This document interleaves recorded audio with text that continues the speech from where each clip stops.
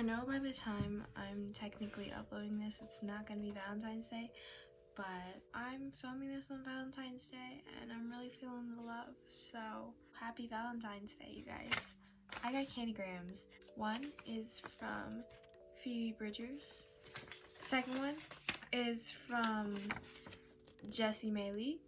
And the last one is from Ben Barnes. So I would say this was a pretty successful Valentine's Day for me. In reality, I just asked my friend Kate to give me 3 Valentine's Day grams and write in their names. I didn't think she'd actually do it, but she did. So shout out to Kate, she's a real one. The one from Phoebe says, "I love you, a latte." So funny. The one from Jessie says, "Our love is so right." And it's like a right triangle. You're so right, Jessie. You're so right. From Ben, he just asks, "Will you be my Valentine?" Yes, I will be your Valentine. You don't even have to ask. You don't even have to ask. Obviously, I'm not mentally doing well if I'm talking to pictures on a wall, but these really help my mental health. So, thank you, Kate.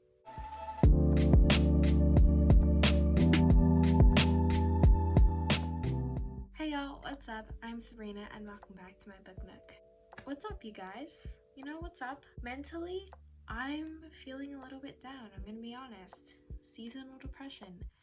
But something that has been getting me through this is romance books, specifically rom-com books. Today we're gonna be reviewing another rom-com book because I'm just kind of on a roll. We're gonna be reviewing Today, Tonight, Tomorrow by Lynn. I've just been really into like these cheesy rom-com books with cartoon covers. They just make me so happy. They bring me so much joy. And also it's Valentine's Day.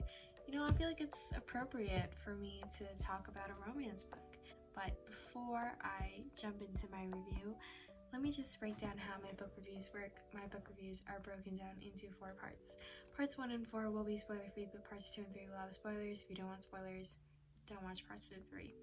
Part 1, I give my beginning thoughts and opinions, just sort of like a beginning rambling, and I also give a brief plot summary. Part 2, I give my thoughts on plot, writing, and other elements. This is sort of where I do the most talking. I give my praise, I give my criticisms, I talk about stuff. Part 3, characters and relationships, kind of self-explanatory. I talk about characters and their relationships. Finally, part 4, final thoughts and opinions, as well as an overall rating and answering the question, is it a must-read? Okay? Great. So, without further ado, let's get into the review. That kind of rhymed. I don't like that. Oh, I don't like that. We're gonna stop saying that. Okay, anyways, moving on to part 1, beginning thoughts and opinions. So first off, I've just generally been really craving a rom-com book to read. In fact, it was part of my New Year's resolution to read more romance books, and so here we are. But also, I've been specifically looking for an academic rivals to lovers rom-com book, and once again, here we are. This book was honestly super duper fun to read. I couldn't stop smiling. I was like squealing, kicking my feet, laughing, like all the typical stuff a normal person would do while reading a romance book. Even though the story technically takes place within one day, the pacing actually felt kind of reasonable and kind of made sense. It didn't feel too rushed, and also the characters, so scrappy and lovable. I fell in love with them. I was rooting for them. I was like hanging on to their every word. Love the characters so much. I finished this book in about 2 to 3 days, and I honestly loved it so much, and I haven't felt like that much joy from reading a book in a long time. I just think I've been reading like really depressing books, because I was sitting here reading this book. I was happy, I was laughing, I was smiling. I was like, wow, this is nice. Why don't I do this more? Okay, so for a brief plot summary, the book is about a girl named Rowan Roth, who is one of the top students at her high school, and she is up against Neil McNair, who is also one of the top students at their high school, and they're both up for valedictorian, and it's the last day of senior year. They've been academic rivals all throughout high school, but that all changes for the next 24 hours as they team up to take on Hal, which is like this sort of seniors scavenger hunt that takes them around the city, And basically, when they work together, Rowan rethinks everything she knew about her so-called rival and how he's totally different than what she expected. So moving on to part 2, thoughts on plot writing and other elements. This book is just downright delightful. I don't have any other words for it. It's really nice to just like sit down and not think about anything else except the story you're reading and feeling like relaxed and happy, I guess.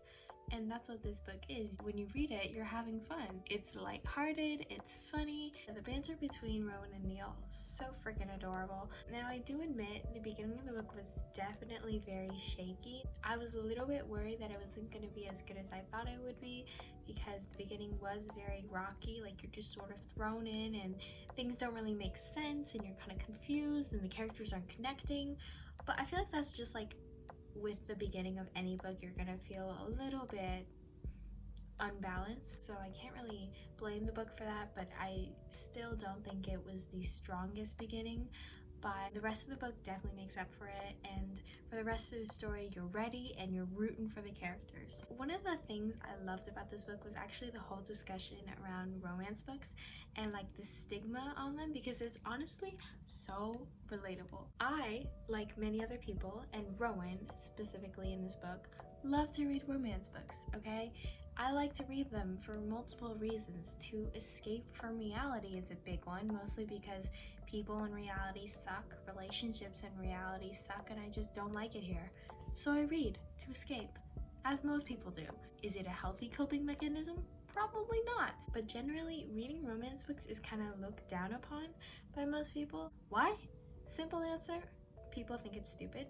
Long answer, misogyny. Why is it that something that's marketed towards mainly women centers women and makes them feel comfortable, makes them feel strong? Why is that genre considered vapid or stupid or worthless? And it's exactly because it's catered towards women. We can't have a single thing without being judged for it, without being declared stupid, even though the male equivalent of it is esteemed or whatever. And honestly, you know what? Yeah, there probably are like vapid romance books out there who don't really have a plot, they don't really have anything to contribute, but I mean, like, who are you to judge what other people read? As long as it makes them happy and they're like a reasonable age to be reading the material, I don't really see the problem. Like, it's none of your business what people read. It doesn't affect you. Why do you care? You know? And I think the problem is mainly because when people think of romance books, they think of just like smut books. And I know because I've literally had this conversation a billion times. First off, just because it's a romance book doesn't mean it has smut in it, okay? Yes, more romance books these days have smut in it, but like, you can't really avoid that, you know what I mean? Second, if it does have smut, who cares? Literally, who the fuck cares? That's not the sole reason people seek them out. I don't simply buy romance books for the smut, but if personally you do, like you buy it for the smut, good for you, okay? I'm not gonna judge you. Nobody else should judge you. Like, that's none of their business. It's your business and your business only. I think the only time people reading smut becomes something to talk about is if they're like not a reasonable age. Like, if you're 12 and you're reading like Punk 57 or something, where are your parents? Where are your parents? Put that book down. Go watch Disney Channel or something. I don't know. Do not read that. I think a lot of it is definitely because of TikTok and Instagram and what is being pushed on there, but that is, I'm gonna save that rant because if I go down that rabbit hole, this is gonna become a video essay and we don't want that. I am honestly always like 5 seconds away from making my book reviews a video essay. Whenever I talk about smut and romance books, I like to use this example to sort of make people understand. Reading romance books that have smut in them versus reading smut books is kind of like watching a TV show or a movie that happens to have sex scenes in it versus actively seeking out porn. Do you see?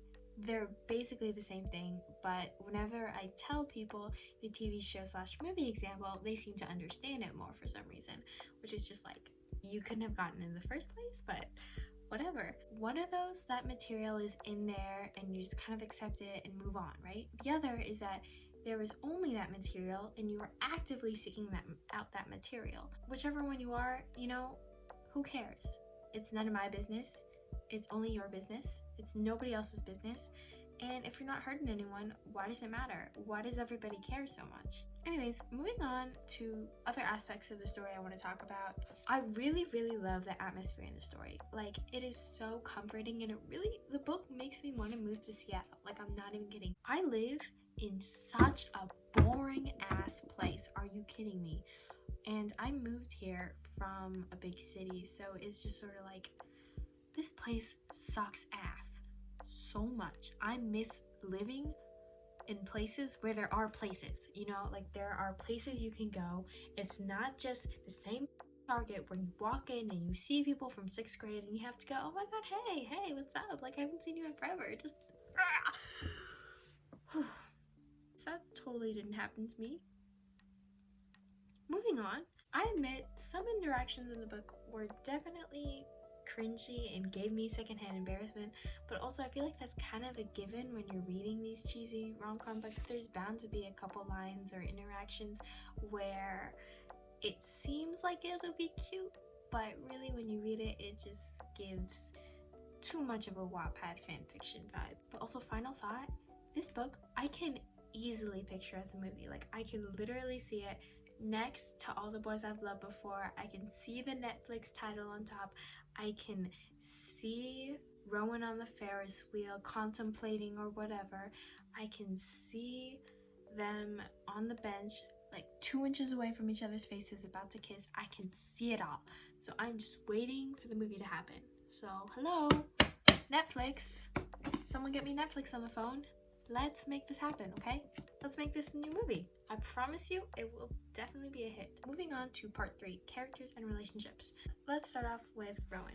I love her so much. She's genuinely one of the best female rom-com protagonists I've read. She's so relatable, it's actually kind of crazy. Like, we're both kind of overachievers with a little bit of a romance book obsession. Although, she is a Smiths fan, which is a little bit questionable.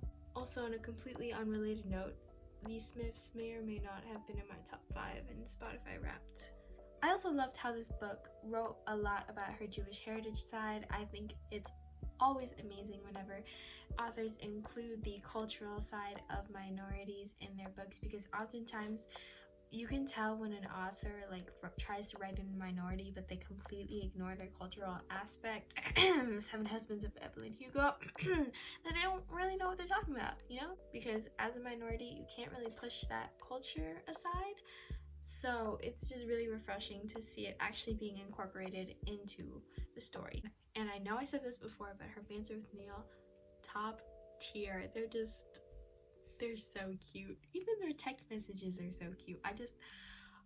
I hate texting personally, but if I had their sort of back and forth, I would be texting him good morning every day too. Like, oh, so cute. And speaking of Neil, let's move on to him. First off, is he and Rowan both 5'5"? Like, are they the same height? Because honestly, that's the only thing about the relationship I don't like. I would have preferred if she clarified if he was like shorter maybe, or taller than her. Just not the same height. The same height gives me the ick. Besides that, I love Neil. He's so cute. He's a nerd who's extremely super duper smart. He knows how to dance. He loves dictionaries. He calls her a cheesy dorky nickname every day. He's been in love with her for the past 4 years, and he tips like 35% on meals. I know, because I did the math with like the whole pizza receipt thing. I was like, that's a really big tip, and I did the math and it's like 35%. He tips 35%. That should tell you everything you need to know about him. But also, he's a ginger, and I don't know what gingers look like. I mean, I know what a ginger looks like. My dog's a ginger. I have ginger friends. I can't believe my first thought of a ginger was my dog. But point is, I don't know how to picture him, and there's no fan art. So if anybody knows like a good fan cast for him, I'd really love to know. Anyways, moving on to final thoughts and opinions. Overall, this book really did make my past couple of days, especially Valentine's Day, because I was so very lonely today, and that is way too much oversharing for the internet. Wow. Point is, this book definitely made me feel better. The banter between the two characters is so incredibly funny and witty and snarky, and not to mention the characters are so lovable and relatable. It's honestly so nice reading about just like two naive, if a little dumb at love, high schoolers try to be in a relationship together. I think that's so cute. The writing is very easy to follow while also being super inviting and inclusive, and the atmosphere is so cozy and lovable. Honestly, yeah, this book was just really a lot of fun.